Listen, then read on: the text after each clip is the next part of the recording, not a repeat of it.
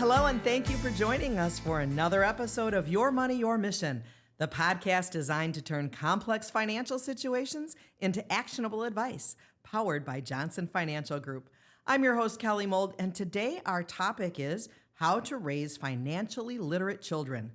To help with this, my guests are Julie Granger, President of Junior Achievement of Wisconsin, and Brenda Campbell, President and CEO at Secure Futures.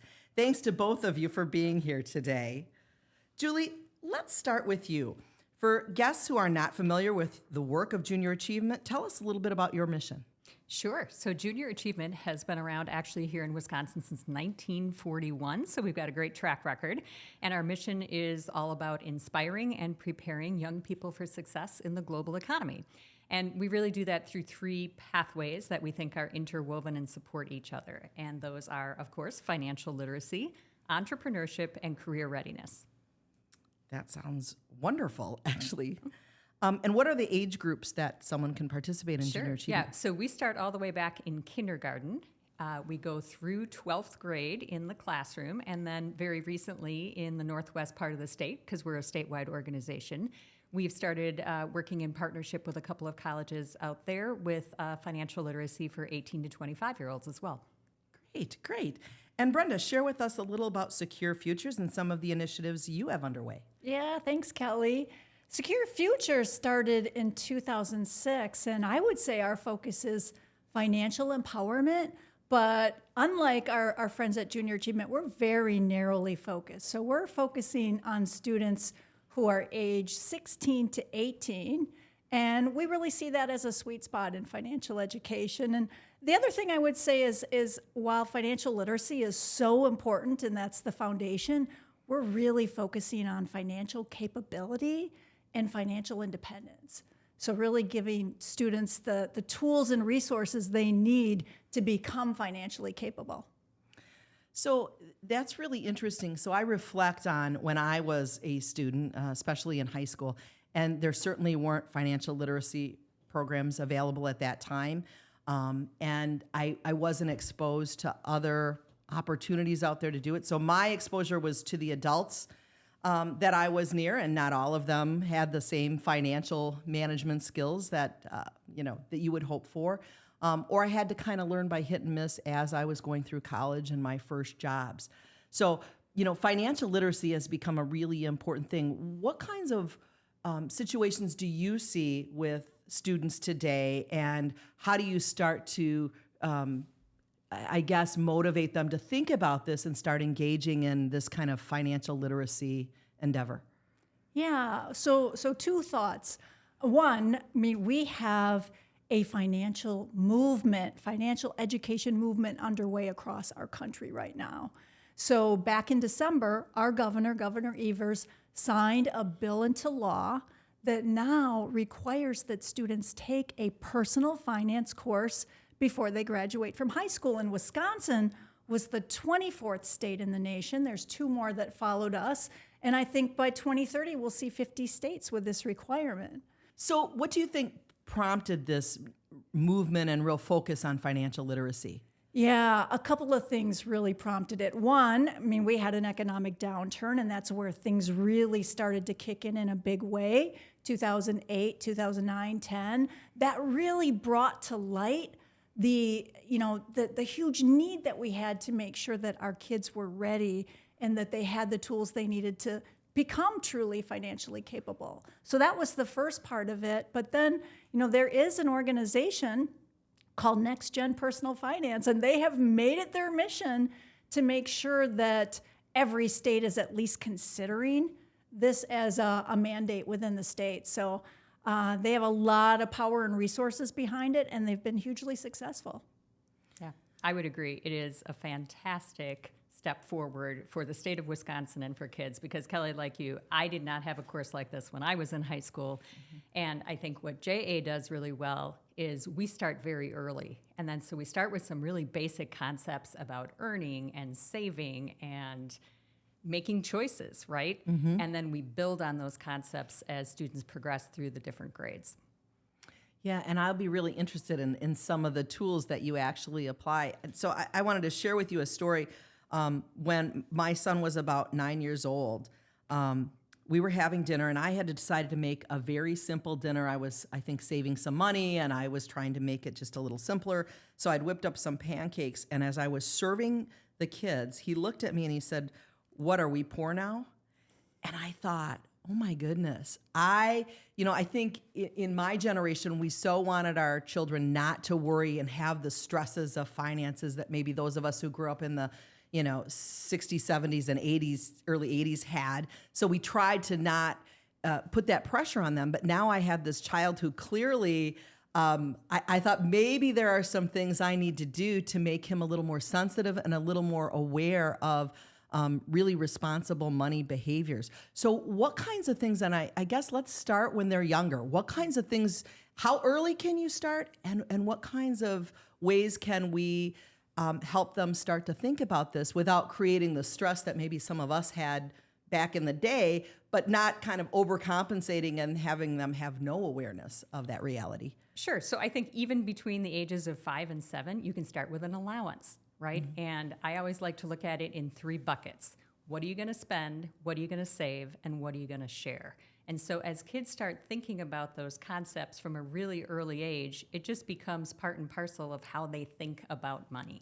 Mm-hmm. And I think these days, it's really hard for early on to grasp the concept of money and the exchange of currency when everywhere you go, you're not actually using money, right? You're holding up a phone, you're tapping a card. And so starting young and at home, maybe you want to set up a store in your living room and put price tags on things and actually give them play money so that they can see the exchange of goods and services for currency. That's such a great point. I hadn't thought about how little exposure they actually have to dollar bills and coins and going in and paying for things. It is completely different, isn't it? What kinds of things would you suggest, Brenda? Well, I agree with Julie. Start early, keep it age appropriate. I think what's so critical is how you model, right? Like our kids are watching us all the time. So how you model good financial habits and talk about them as you're using them. Those, I think we really want to teach kids decision-making skills and confidence as well. I love Julie's idea about the grocery store. I mean, we did that not too long ago with my grandson, and then we had the money. And I think to the extent that you can let kids be the ones that pay too, get them to develop some confidence with handling money, those are all really great ideas. You bring up an interesting point, that modeling behavior. In the past, oftentimes adults didn't want to share the family finances or the personal finances. It was a very private thing, taboo to discuss money, create a lot of issues, right, over time that wasn't an open conversation. But again, there were also situations that I'm sure you observed where the children have this additional stress because of money in the family, stresses of financial stresses in the family. And you certainly don't want children to have that added piece. So what do you recommend in terms of transparency in the family home relative to the family finances? How far do people go? What's appropriate, what's not to share, and help them really understand what's happening? I agree with Brenda. It's got to be cognitively appropriate, right? So you don't want to put too much on kids at an early age. But I think it can start with sharing what are the major categories in your budget, because a lot of kids, there's so much that you don't see on a daily basis, right? Mm-hmm. You have to pay for things like utilities and taxes and insurance, and all of those are needs and not wants. And that's a real distinction that I think parents can help kids distinguish. And that's really the cornerstone. If I could talk just a little bit about one of our programs called Finance Park, where we actually have 8th graders who complete 13 lessons in the classroom, but then they come into our experience center on Good Hope and 45, and they spend half of a day planning and budgeting. And they go from storefront to storefront, understanding what it's going to take in a fictional life scenario to plan their budget. So how much are they going to spend on housing, on their car, on daycare, which is a huge surprise to kids, how much kids actually cost. So I think it's things like that you can introduce them to those concepts in a way where, again, it's very real and it's just matter of fact, and it doesn't have to be stressful. It has to be planful. And does Secure Futures do something similar in terms of getting the children that go through that program, I guess, cognitively have their brains wrapped around budgeting and the needs and wants scenario?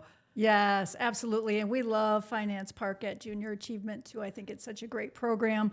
We do something in our Money Coach program, which is a program that is really financial mentoring for students who are under-resourced. And we always start by asking teens to just track their expenses for a month, track everything that they spend money on.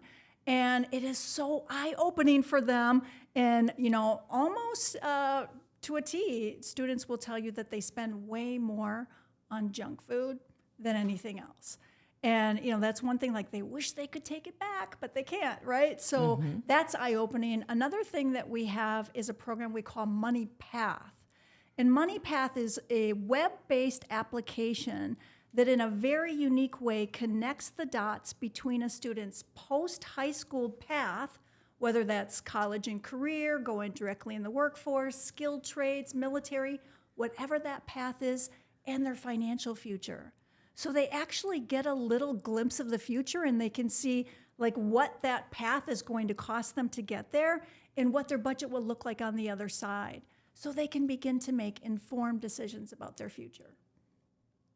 And I would imagine discussing the cost of education, student loans, those types of things are very much a part of some of that preparation work in both programs. Absolutely. And at Finance Park, so we take that budgeting scenario, and then at the end of that morning program, we actually move into career readiness, where they are able to do some online evaluations on taking their interests and parlaying that into potential careers that they might want to pursue.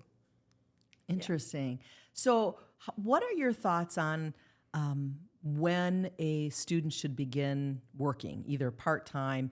So I know when I grew up, we were all anxious to get our first job as soon as we can between 15 and 16, and that usually was motivated by being able to drive and have that expense covered. What are you seeing today? Are teenagers as eager to get out there in the workforce? And if so, what do you recommend? Yeah, well, I'll start. So, I think especially for students in the city of Milwaukee, we're seeing a lot of students with big interest and not as much opportunity as they would like to see. The other thing that has changed over the last decade or so is we're seeing a lot more entrepreneurial-minded students. So, for example, I worked with a student last year at James Madison Academic Campus, and she already was managing a little business out of a Cash App. She was selling hair care products. So she would use the Cash App to purchase her product, and then she would sell them also using the Cash App. And that was something, too, that we've seen a lot of this Cash App activity in the last few years. And we've had to learn, like, how does this stuff really work and how safe is it? And, something that I discovered was that if you have all of your money in the Cash App and it's not connected to a bank account, it's not protected. So, that's something that we've been able to share with students and make sure that they get the protection they need.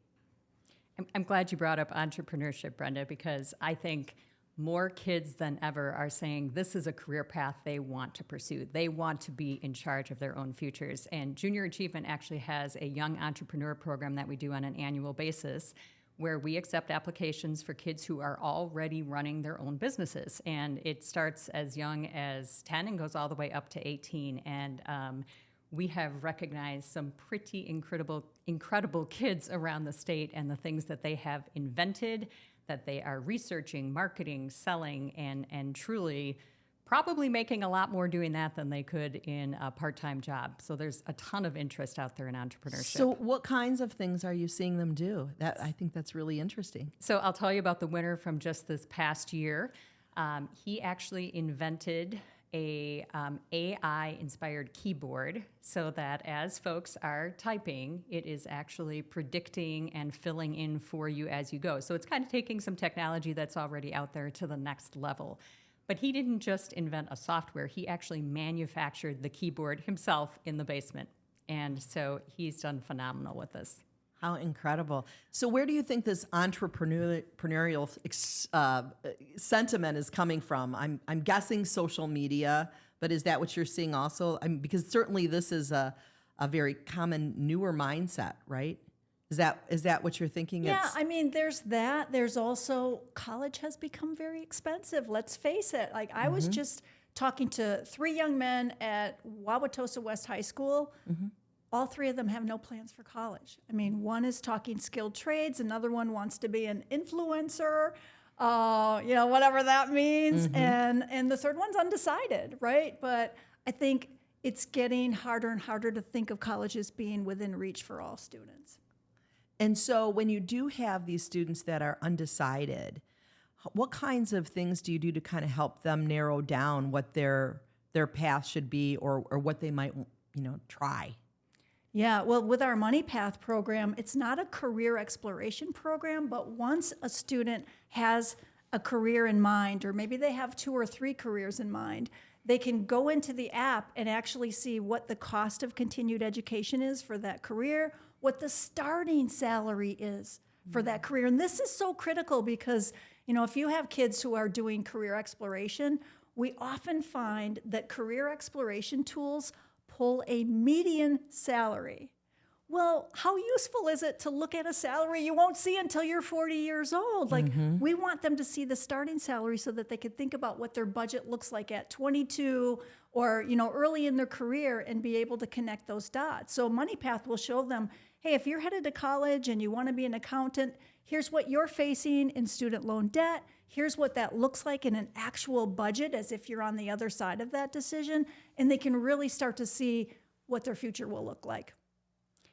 So we piloted a new program just this past year that's really more on the career exploration side, that I think is really empowering. So it's utilizing virtual reality goggles, and we have 18 different simulations. You can put the goggles on, and you can actually get immersed in an environment where you are an ER nurse, and you can see what the pace is like all around you. And do you like that? Is it making you anxious? Or you can maybe install solar panels from a roof, and you can look around you and say, how do I feel about working from heights like this? Am I comfortable in that kind of environment? So, it's very preliminary, but I think it gives kids a very realistic sense of what some of those jobs are like. We need to partner, Julie. They start with the career exploration and then get into MoneyPath. Yeah, the collaboration ahead. That sounds wonderful, and it sounds like the technology is really helping give different experiences to these students so that they can make really thoughtful decisions about what they're going to do. Yeah, or what and they of want course, to try. they're so familiar with sophisticated technology. Oh, We've got to meet the kids where they're at. Absolutely, absolutely. But still, one of the tried and true influences is their peer groups, right? So, and I have known some wonderful young people who have gone down some fairly sideways financial paths because of the advice of their peers. So how do you, or what kinds of things would you recommend to parents to help kind of guide their children to have their own narrative, to be able to, maybe fight some of the messaging, some of the thoughts that all they need to do is like have a TikTok channel and, make $1 million. What do you do? What do you say? Yeah, well, we've seen some pretty scary stuff out there on YouTube and social media with like financial advice that you would not even believe. So I think parents recognizing that that's where their kids are learning a lot, and, keeping the door open to having those conversations. You asked earlier, like, what age should a student get a job? And I think that that's very individual for the student. But I remember when my daughter, her first job was at the local pool, right? And she came home with her very first paycheck, and I could see her studying that pay stub. And then she looked up and she said, who's FICA and why did they get some of my money? And it's like, so, Right. Keeping that door open to have those conversations, because then that paved the way for a really interesting conversation on taxes and, what that looks like in the future as you earn more. So I think we need to be really, in tune with the fact that our kids are going to social media and they're getting all sorts of good and bad financial information, and making sure that they know they can come to us for those questions. I think that's great advice. And I would say I've always thought little kids, little problems, big kids, big problems, right? So it's a lot easier to make those mistakes when you're young. And so, if you have a monthly allowance and you decide to blow it all in a day at the candy store, that's going to have a small consequence. If you are making that choice when you're 18 and you're blowing your money maybe that you had been saving for college tuition, for example, on something, that's going to have a life-changing consequence. Right. So completely agree. It's starting early and having the conversation often so that you're developing that muscle all along. So when it comes time to put it into action, you're going to have your own mindset, opinions, and values as it relates to money. That makes a lot of sense. Any final thoughts or advice you'd have for parents or students on this topic? Yeah, I mean, I'll go back. I said it already. I'll go back to modeling. Know that your kids are watching you all the time, no matter what the age is. Keep the line of communication open. Talk about the decisions that you're making. Talk about prioritization, needs versus wants. Why, delayed gratification. Why are you having pancakes now so that you can have steak next week, right? Right, All of those right. conversations are so important. Yeah, I would just say I would go back to that normalizing where this is just part of your education. Right. And it's part and parcel of what you do as a parent, and hopefully with some of the advancements that are happening in education, it's part and parcel of your formal education as well. That makes one more thought, Kelly, too. I know something that we talk about a lot at Secure Futures is young adults and where they are most likely to get into trouble. Mm-hmm. One is not having an emergency fund, right? Because we all know emergencies happen, cars break down, you end up with a broken arm and a big copay at the hospital, whatever that is. But that's where kids get off track, or I shouldn't even say kids, right? Young adults. Adults, right. And the second place is not understanding how credit cards work. Yes. And really understanding what the pitfalls are and how it's so easy to get yourself buried into credit card debt. And that is some of the most expensive interest rates in debt that we have. So parents, keep that in mind too. You want to make sure that you're modeling and talking about those two things as your kids are ready to launch and, enter into the adult world. One of the other pitfalls that I wanted to mention, I found this and I was astounded by this statistic that 44% of young adults ages 20 to 29 have lost money to fraud. And that compares to only 23% of people age 70 to 79, which is where we think this is the generation that people are always preying on. But it's happening because we're on our digital devices, we're seeing influencers, and it's so easy to give out personal information online. And kids are getting hit, as you can see, just as much, if not more, than any other generation when it comes to this. That is a really helpful warning for parents and for students alike. I don't think many people would have thought that, so thank you so much for sharing that. One of the things that I always would tell folks in a financial literacy class that I teach and my own children is that when you have financial literacy and you can get your arms around your budgeting and what you do, you have things that I think young people want more than anything, and that is choices and independence. And the minute you don't have that, you lose that independence, you lose those choices, and that's where they really become most unhappy, right? And so it's such an important step, and I thank you both for all the work you're doing with this. If somebody wants to get involved with, let's start with you, Julie, Junior Achievement, what should they do? So first and foremost, it takes an army of volunteers to do the programming that we do. Last year, we engaged 7,000 volunteers around the state. And you can do that by just going to wisconsin.ja.org. And we would love to have you. And that can be a small time commitment, a longer commitment. We've got a volunteer opportunity for you. Wonderful. And Brenda, Secure Futures. We're also powered by volunteers for both our Money Sense and Money Coach program. So if you're in the Milwaukee metro area or the city of Racine, we are looking for volunteers who want to go into high school classrooms and help kids become financially empowered. Thank you both so much. And thanks all of you who tuned in to this episode of Your Money, Your Mission, the podcast designed to turn complex financial situations into actionable advice. If you have questions, just go to the show notes, type your question, and hit submit. And make sure you subscribe so you don't miss out on any future episodes of Your Money, Your Mission.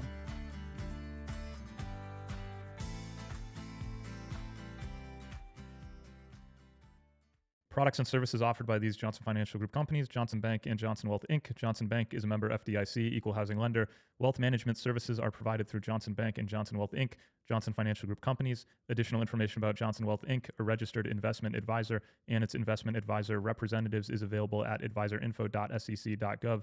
Not FDIC insured, no bank guarantee, may lose value.